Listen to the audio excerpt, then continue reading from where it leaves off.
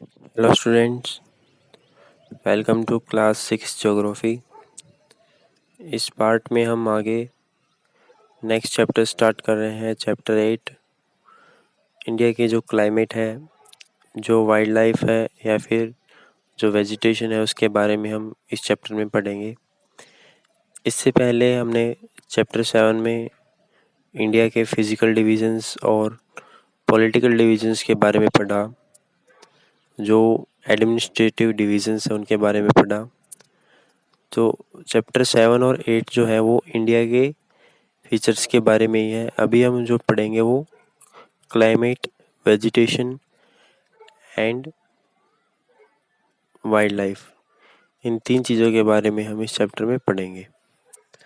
तो आइए स्टार्ट करते हैं इसको।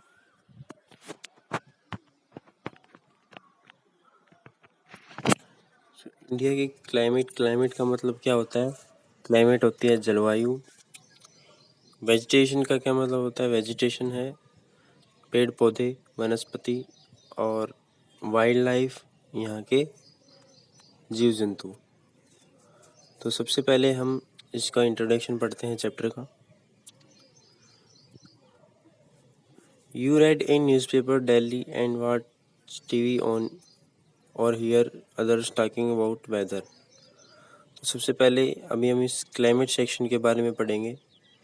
क्लाइमेट जो है वो क्या होता है, सबसे पहले हम देखते हैं। क्लाइमेट होता है जो अप्रोक्स 25 ईयर्स का जो कंटिन्यूस वेदर पैटर्न रहता है, उसको हम क्लाइमेट बोलते हैं उस जगह का। तो आप न्यूज़पेपर में पढ़ते हैं या टीवी में देखते हैं कि आज का मौसम क्या रहेगा। तो वेदर क्या है, वेदर और क्लाइमेट में डिफरेंस क्या है, ये हम देखते हैं। सबसे पहले वेदर को डिफाइन करेंगे। Weather is day to day changes in the atmosphere, जो हर दिन बदलाव आता रहता है एटमॉस्फेयर के अंदर, वातावरण के अंदर, उसे क्या बोलते हैं? Weather. It includes changes in temperature, rainfall and sunshine etcetera.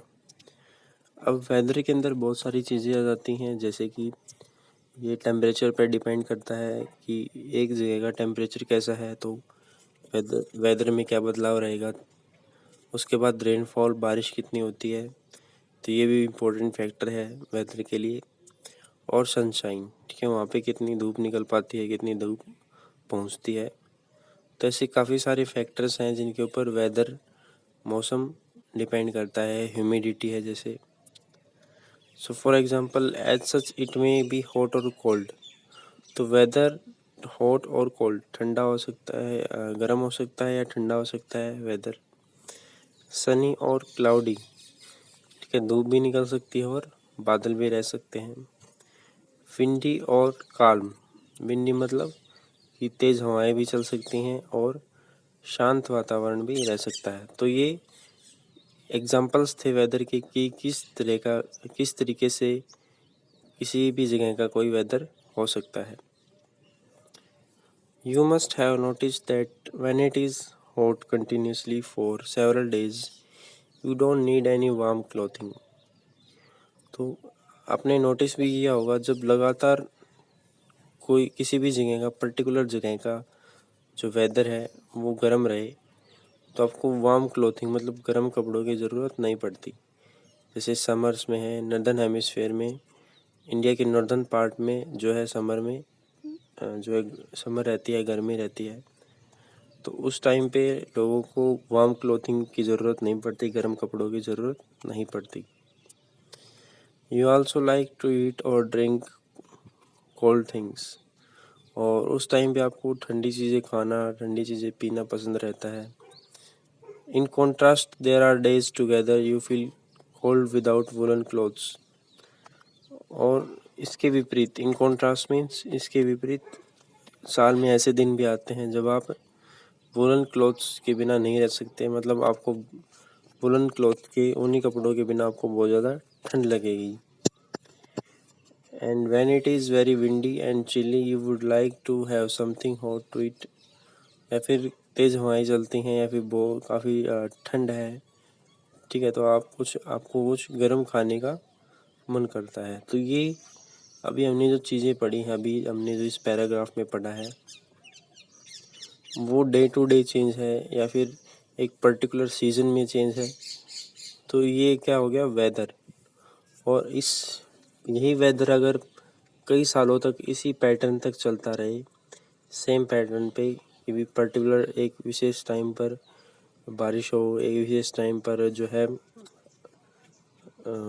धूप निकले, एक विशेष टाइम पर गर्मी आए, सर्दी आए, तो फिक्स टाइम पे आए और यही चलता रहे काफ़ी सालों तक, तो उस चीज़ को, उस पैटर्न को हम बोलेंगे क्लाइमेट, जलवायु बोलेंगे। तो जो मेजर सीजन्स हैं, जो मुख्य सीज़न हैं इंडिया के, वो जो ब्रॉडली कैटेगराइज किए गए हैं, वो भी हम देखते हैं कि किस किस कैटेगरी में डिवाइड किए गए हैं इंडिया के सीज़न। सबसे पहले हम देखते हैं कि कोल्ड वेदर सीज़न, जो ठंडा मौसम रहता है, विंटर सीज़न बोलते हैं, वो जनरली दिसंबर टू फरवरी तक रहता है। उसके बाद आता है hot weather season. Hot weather March to मई तक रहता है जनरली, ठीक है, ये एग्जैक्ट नहीं है, लेकिन जो मंथ्स हैं वो इन मंथ्स में ज़्यादा रहता है। उसके बाद साउथ वेस्ट मानसून सीज़न, जो साउथ वेस्ट, दक्षिण पश्चिमी जो मानसून हवाएं हैं, वो बारिश लेके आती हैं नॉर्दर्न पार्ट में, और वो रेनी सीज़न रहता है, तो जून टू सितंबर तक, ठीक है, जून से सितंबर तक जो है साउथ वेस्ट मानसून सीज़न रहता है। इसके बाद सीज़न ऑफ रिट्रीटिंग मानसून, ठीक है, सीज़न ऑफ रिट्रीटिंग मानसून जो है वो अक्टूबर एंड नवंबर, इन 2 महीनों में रहता है। तो ये 4 मेजर सीजन्स थे जो डिवाइड किए गए हैं अलग अलग पार्ट्स में, अलग अलग सीजन्स के हिसाब से। तो अभी हम इन सीजन्स को एक एक करके देखेंगे। सबसे पहले हम पढ़ेंगे कोल्ड वेदर सीजन के बारे में।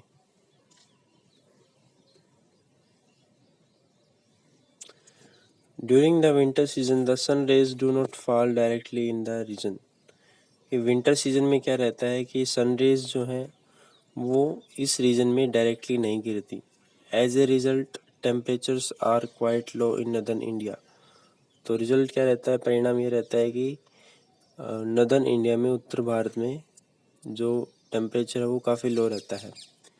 देखिए, हमने चैप्टर 2 में पढ़ा था लैटिट्यूड्स और लॉन्गिट्यूड्स वाले पार्ट में, कि जब भी सन रेज जो है किसी भी जगह पर स्लैंटिंग फॉर्म में गिरती हैं, जैसे ये सन है, तो ये सन जो है पोल्स पे तो स्लैंटिंग में गिरती हैं, तो विंटर सीजन में भी जो है इसकी लेंथ जो है काफ़ी लंबी हो जाती है सन रेज की, तो इसको काफ़ी टाइम लगता है नॉर्दर्न पार्ट पे पहुंचने पे, क्योंकि उस टाइम पे सन और अर्थ की जो जो डिस्टेंस है वो भी ज़्यादा रहती है, ठीक है, क्योंकि जो इलिप्टिकल शेप में मूवमेंट करती है अर्थ, सन के इलिप्टिकल ऑर्बिट में मूवमेंट करती है। तो यही कारण है कि सीजन्स में चेंज आता है, मौसम में बदलाव आता है। उसके बाद देखिए हॉट वेदर सीजन और समर सीजन। जो हॉट वेदर सीजन है, समर सीजन है, उसमें क्या रहता है, in the hot weather season sun rays are more and less directly fall in this region.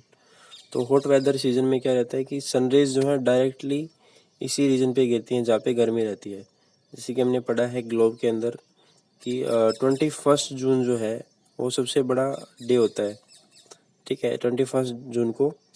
तो उस टाइम पे क्या होता है कि सनरेज जो है डायरेक्टली इक्वेटर पे गिरती हैं, इक्वेटर पे डायरेक्ट रेज गिरती हैं, तो इक्वेटर के आसपास जो भी एरिया रहेगा वो काफ़ी गर्म रहेगा, ठीक है, वो direct rays of sunlight receive करेगा। तो इसी कारण से टेम्परेचर जो है बहुत ज़्यादा हाई हो जाता है, ठीक है, 45 या 50 से भी वो चला जाता है। Hot and dry winds can do blow during the day. और इस टाइम पे जो गर्म हवाएं हैं, या हॉट एंड ड्राई, ठीक है, जो गर्म हवाएं हैं या जो ड्राई विंड्स का मतलब यह है कि उनके अंदर मॉइस्चर नहीं है, थोड़ा बहुत ह्यूमिडिटी भी नहीं है, तो उनको बोलते हैं लोकली लू, लू के नाम से जानी जाती हैं वो। तो दिन के समय चलती हैं। आगे हम देखते हैं नेक्स्ट, जो हमारा नेक्स्ट सीजन है next is south west monsoon season और rainy season. So this season is marked by onset and advance of monsoon. तो इसको एडवांस ऑफ मानसून भी बोला जाता है. क्यों बोला जाता है? देखिए, the winds blow from Arabian sea and bay of Bengal towards the land. तो जो हवाएं हैं वो अरेबियन सी से बे ऑफ बंगाल जो है बंगाल की खाड़ी वहाँ तक जाती हैं. They carry moisture with them, और वो अपने साथ मॉइस्चर लेके जाती हैं. अरेबियन सी से नमी होती है उन हवाओं में, ह्यूमिडिटी रहती है. When these winds strike on the mountain barriers, rainfall occurs. और जब भी ये हमारे माउंटेन बैरियर क्या होता है? बैरियर होता है जो बीच में आए, जो अड़चन डाले. तो माउंटेन जो है इन हवाओं के लिए एक बैरियर है, एक स्टॉपेज पॉइंट है. तो जब ये हवाएं माउंटेन से टकराती हैं तो बारिश होती है. नेक्स्ट है सीजन ऑफ रिट्रीटिंग मानसून और ऑटम. ऑटम के नाम से जानते हैं, सीजन ऑफ रिट्रीटिंग मानसून के नाम से जानते हैं. ठीक है, रिट्रीट का मतलब वापस लौटना. सो आगे देखिए, winds move back from mainland to bay of Bengal. फिर हवाएं जो हैं वापस मेनलैंड से होते हुए बे ऑफ बंगाल की तरफ जाती हैं. ठीक है, मूव बैक फ्रॉम मेनलैंड. जो मेनलैंड क्या है? जो इंडियन सब कॉन्टिनेंट है वहाँ से लेकर के बंगाल की खाड़ी तक जाती हैं. So this is the season of retreating monsoon. तो इसी सीजन को बोलते हैं रिट्रीटिंग मानसून. रिट्रीट का मतलब यही होता है कि मूव बैक, वापस जाना. ठीक है, रिट्रीट हो जाना. या फिर इसका दूसरा नाम क्या है? ऑटम. तो ऑटम सीजन में क्या होता है कि जो हवाएं मानसून की जो हवाएं पहुंची थी मेनलैंड पे, फिर वो वापस बे ऑफ बंगाल में जाएंगी. तो इसी से क्या होगा? सीजन जो है वापस चला जाएगा. ठीक है, रिट्रीट हो जाएगा. आगे देखिए, the southern parts of India particularly Tamil Nadu and Andhra Pradesh rainfall in this season.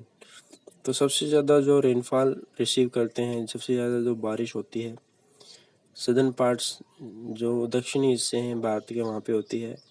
विशेष तौर से तमिलनाडु में, आंध्र प्रदेश में होती है, और वहाँ पे काफ़ी ज़्यादा हैवी रेनफॉल होता है. आगे देखिए, however climate is about the average weather condition which have been measured over many years. तो क्लाइमेट क्या है? एक एवरेज वेदर कंडीशन है, एक औसती जो एक बोल सकते हैं एवरेज है या औसत है, औसत स्थिति है जो काफ़ी सालों तक रही है एक ही जगह पर. अभी तक हमने 4 सीजन्स के बारे में पढ़ा. तो ये जो चारों सीज़न है साल में पर्टिकुलरली अपने टाइम पे आते हैं. तो ये एवरेजली ऐसे ही आते हैं, और लगातार साल में ऐसे ही इन सीजन्स का आना बना रहे, तो ये क्या कहलाएगा? क्लाइमेट कहलाएगा.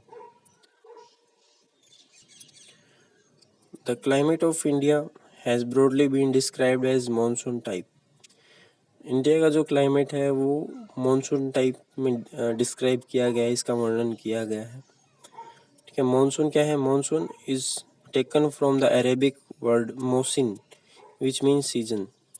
मानसून शब्द जो है वो एक अरेबिक वर्ड से लिया गया है, अरबी भाषा के, अरबी लैंग्वेज की से लिया गया है, जिसका मतलब होता है सीजन्स. मौसिन जो वर्ड है उससे लिया गया है. Due to India's location in the tropical region, most of the rain is brought by monsoon wind.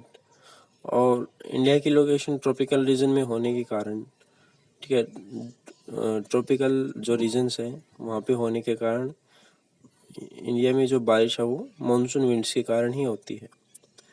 और मोस्टली जो एग्रीकल्चर है, जो खेती है, वो इंडिया में रेन पे ही डिपेंडेंट है. हालांकि अब तो जो है कैनाल्स हैं या फिर मेनली रिवर्स से जो है डैम्स बनाए जाते हैं इरिगेशन के लिए, लेकिन फिर भी जो मेजर पार्ट है एग्रीकल्चर का वो मानसून पे डिपेंड करता है.